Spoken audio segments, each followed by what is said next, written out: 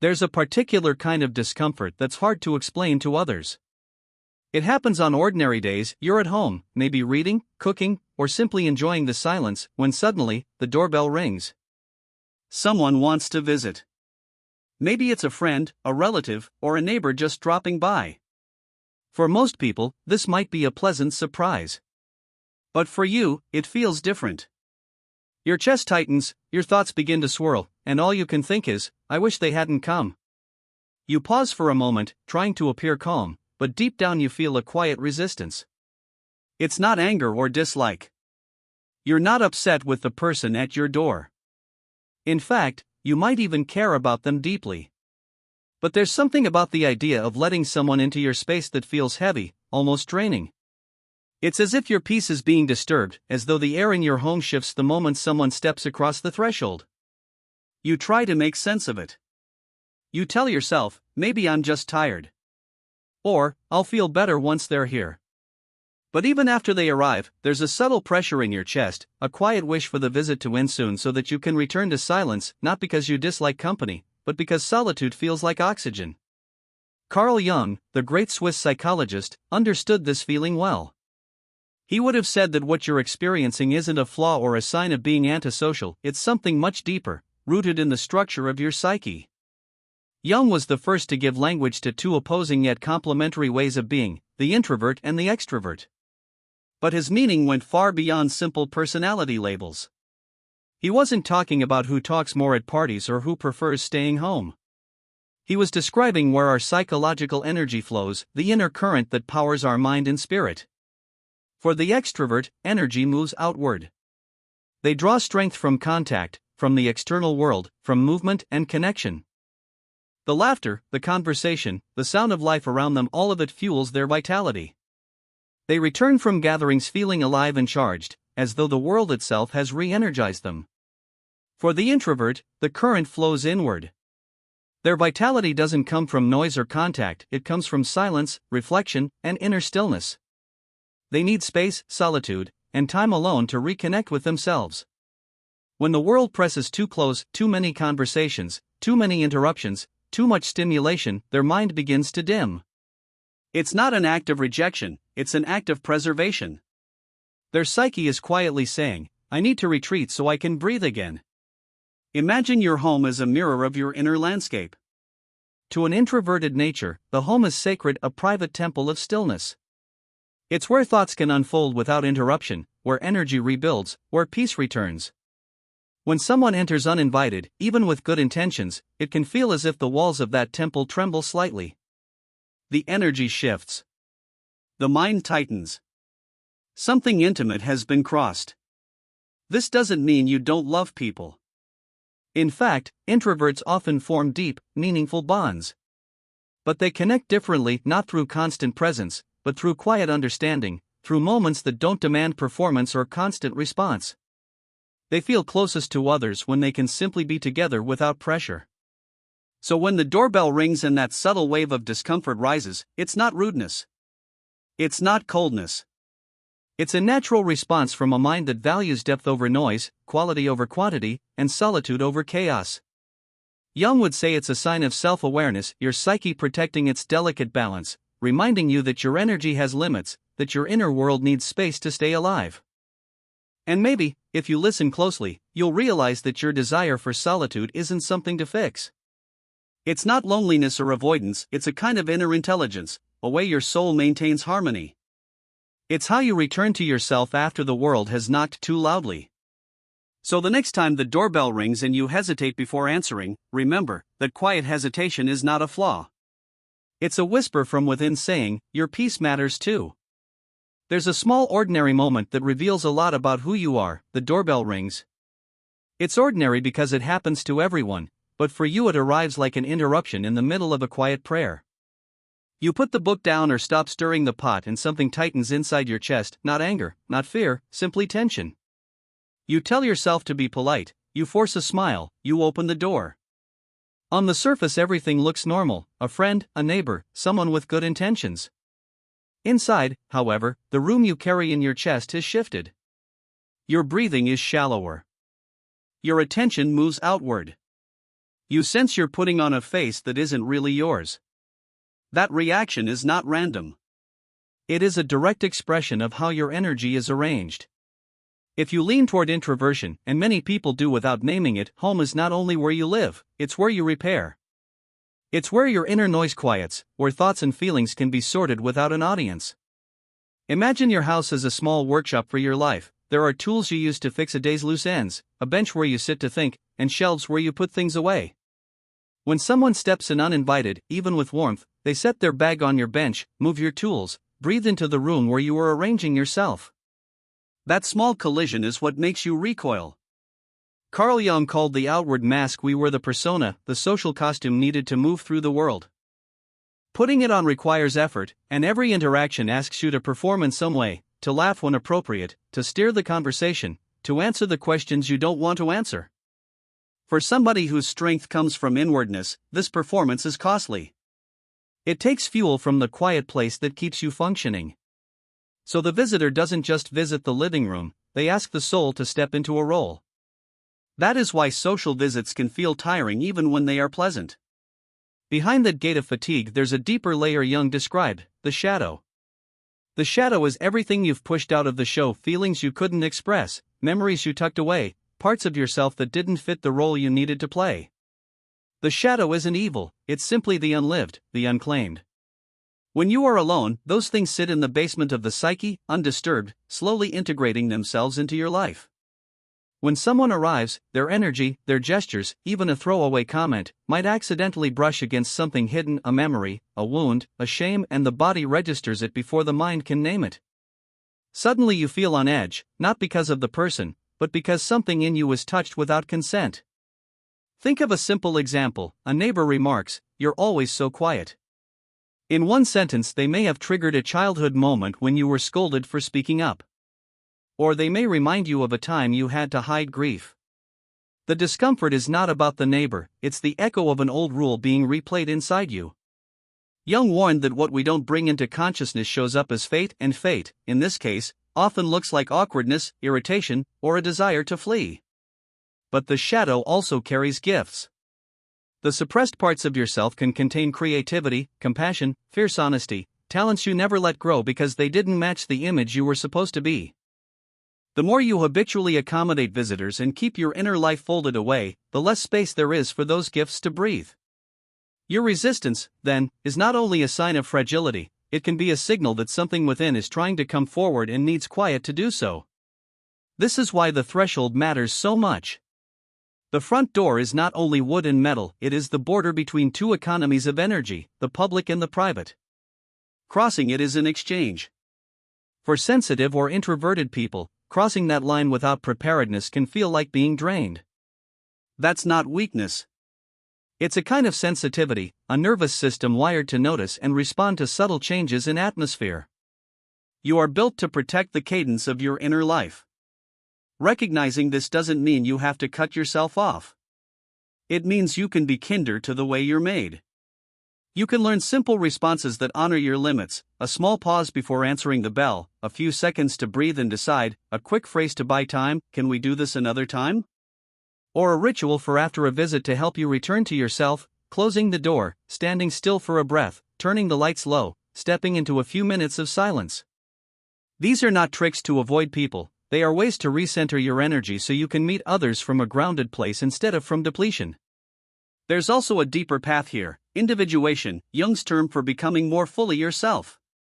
Part of that process is noticing what gets stirred when others enter your life and letting curiosity, not judgment, hold the discomfort. What memory rose? What small self you deny was touched? When you explore those questions gently, you begin to reclaim the parts that were lost to adaptation and habit. You discover that the boundary you hold at your door can be both firm and open, firm enough to protect what you need, open enough to let in the right growth. So the next time the bell rings and you feel that familiar tightening, don't rush to shame it. Notice the body, the thought, the small story that says, "I don't want this." Understand that the house you close the door on is more than shelter, it's a map of your inner life. You are not rude for guarding it. You are not broken for needing to repair.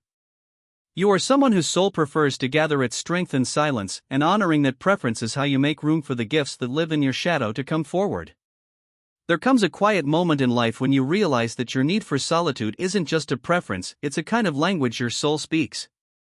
Maybe you felt it before, that subtle tension when someone visits, the way your chest tightens even when you like the person, the quiet voice inside whispering, "I wish I could just be alone right now." It's not that you dislike people. It's that every person who enters your space brings with them a field of energy, their emotions, their stories, their thoughts, and your own energy begins to react. If you are naturally introverted or highly sensitive, this reaction can be overwhelming. Your home isn't just a collection of walls and furniture, it's a living reflection of your inner state. It's where your energy reorganizes, where your psyche finds balance after being out in the world. So when someone enters that space, no matter how kind or well-intentioned they are, they step into the energetic atmosphere you've been quietly maintaining. It's like tossing a pebble into a still pond, ripples begin to form. You might not show it, but your entire being starts to adjust, to manage the presence of the other, to accommodate their energy. That's why Carl Jung's idea of introversion is so profound. He said introversion isn't a behavior you choose, it's a natural orientation of the soul. Some people recharge through contact, through interaction, through movement outward. Others recharge through retreat, silence, and turning inward. To deny this inner pull is to create a quiet war within yourself, one part trying to please, the other yearning for rest. People often misunderstand this and say things like, "You're so reserved," or "You don't like people." But what they don't see is the unseen labor happening inside you, the way your energy recalibrates every time someone enters your world. What they interpret as coldness is often a kind of sacred self-protection, a psychological boundary your unconscious has built to guard what's most delicate in you. Jung called this the shadow, the unseen side of our psyche, the part that contains all the things we've pushed away or haven't yet accepted.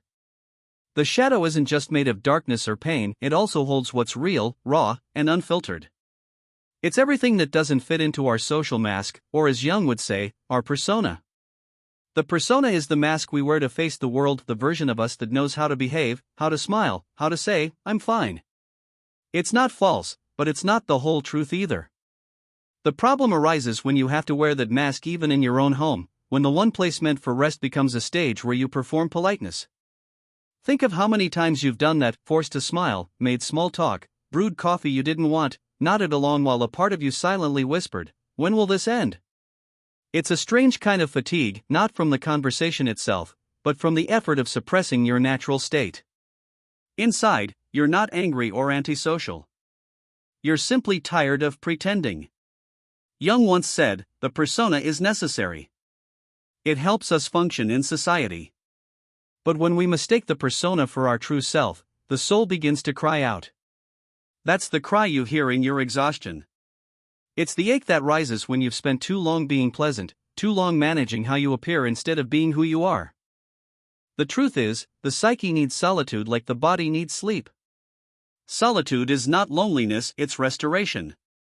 It's the place where the soul digests experience, where all the scattered fragments of the day come home.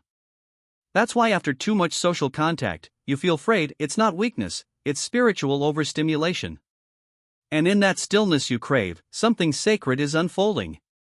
Jung called this the process of individuation, the journey of becoming who you truly are.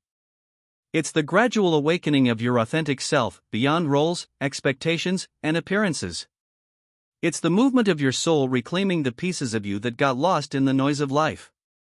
Individuation doesn't happen in crowds or conversation.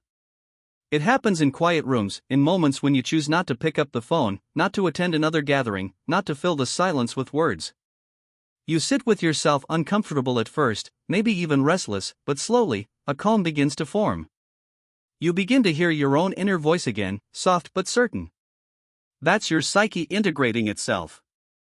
That's healing. And yet, we live in a culture that glorifies extroversion, being visible, social, loud, connected. Solitude is often mistaken for sadness. But Jung saw solitude as a sacred necessity.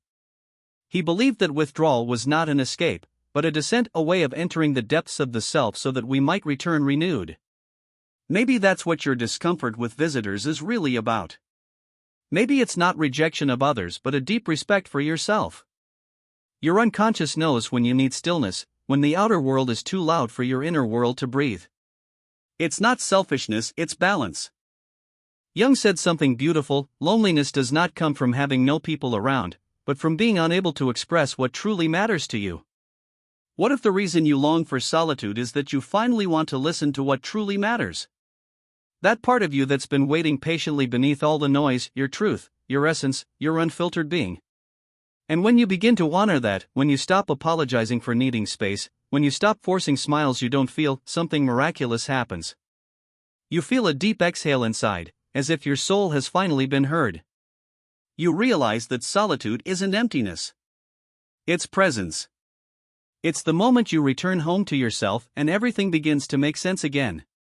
So the next time someone knocks and you feel resistance, don't rush to judge yourself. Maybe your soul is simply saying, "Not now. I'm still building. I'm still becoming."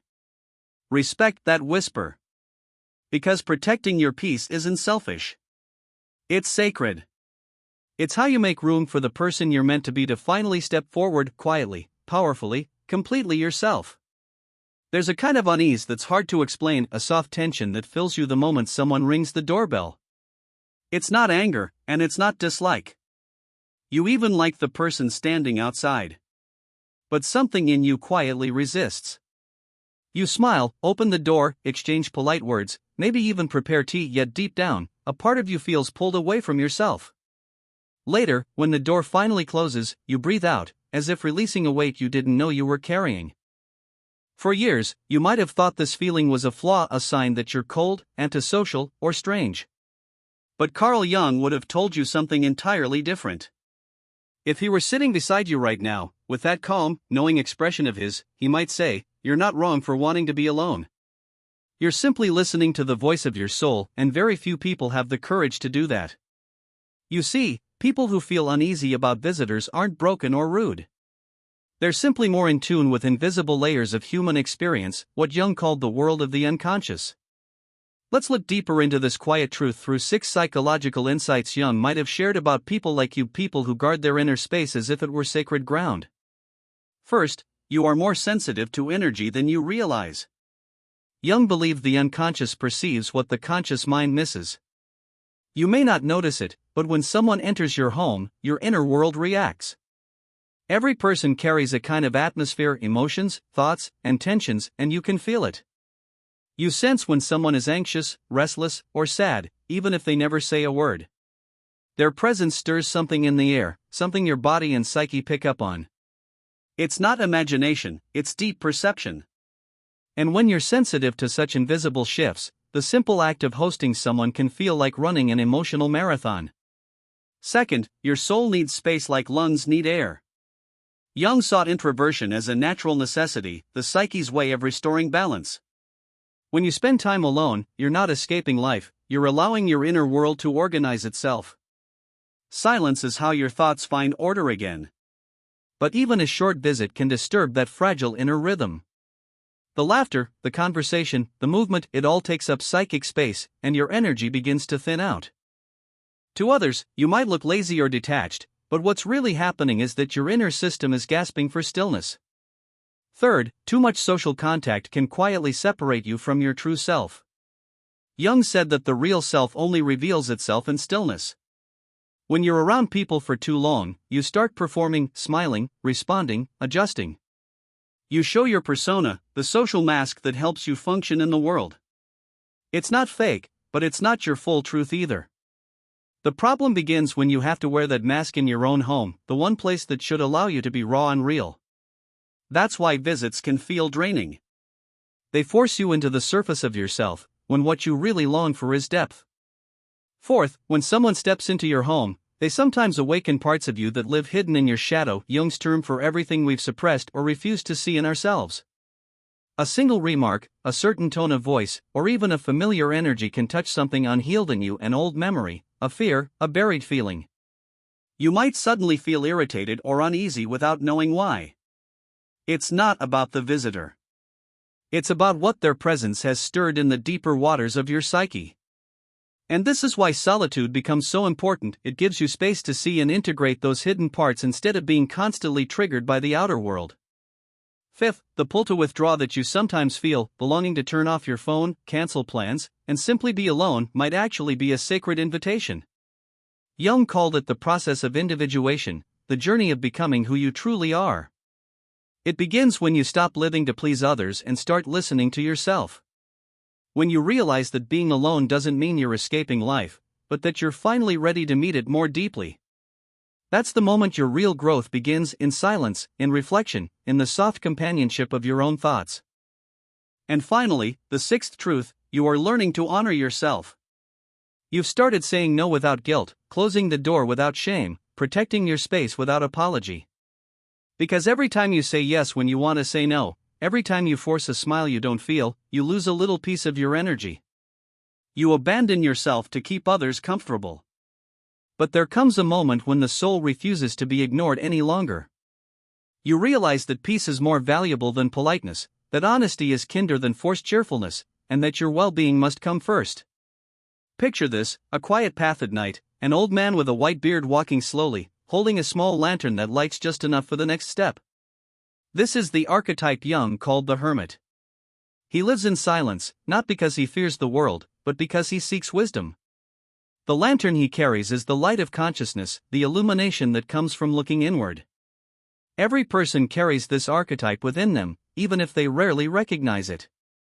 The hermit within you is the part that longs for stillness, for truth, for deep self-knowledge. When you feel the urge to close your door, to draw the curtains, to sit alone in your quiet room, that's him calling. He's not asking you to run away from life, but to return to its essence. He reminds you that wisdom is born in silence, that healing happens in solitude, and that no one can find your inner light for you, you must walk toward it yourself. So the next time someone knocks and you hesitate before answering, listen closely. Maybe your inner hermit is whispering, "Not now. I'm still tending to something inside." That whisper isn't rejection, it's reverence.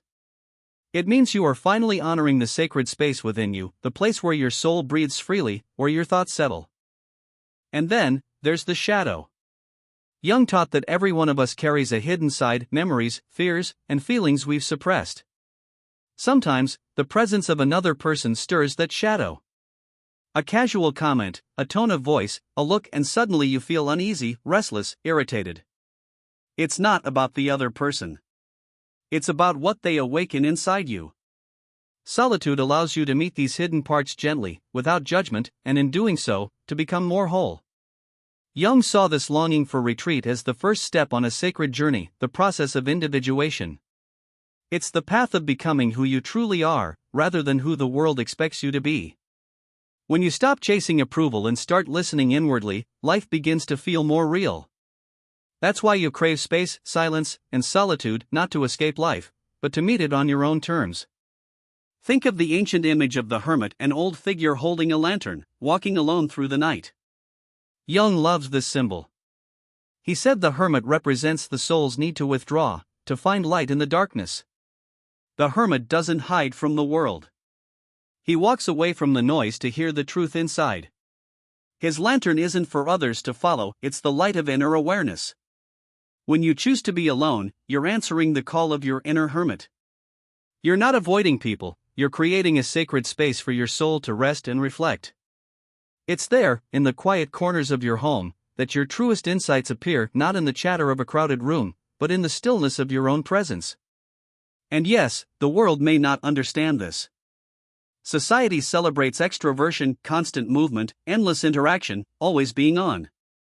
But Jung would tell you, the world needs hermits too. Because without them, humanity forgets how to listen. Your silence is not emptiness, it's wisdom in its purest form. Of course, life asks for balance. Jung never said we should live in isolation. He taught that true wholeness means learning to move gracefully between solitude and connection. You don't have to reject people only to honor your own rhythm. You can build small rituals that protect your peace, a morning walk, an hour of reading, quiet evenings alone. And when you do choose to be with others, choose consciously. Spend time with those who respect your silence, who understand that your absence is not rejection, but renewal. You don't owe anyone explanations. Saying, "I need time for myself today," is enough. The ones who love you will understand, the ones who don't, were never really listening. And if sometimes you still feel guilty for saying no, remind yourself, protecting your peace is an act of self-respect. The body, the mind, the soul, they all speak softly. Tiredness, irritability, a sudden wish to disappear, these are not flaws. They are signals. They tell you that you've given too much and that it's time to return to your center. Create your sacred space. It could be a small corner, a cup of tea by the window, a few minutes of silence before bed. There, your inner hermit feels safe. There, you reconnect with yourself.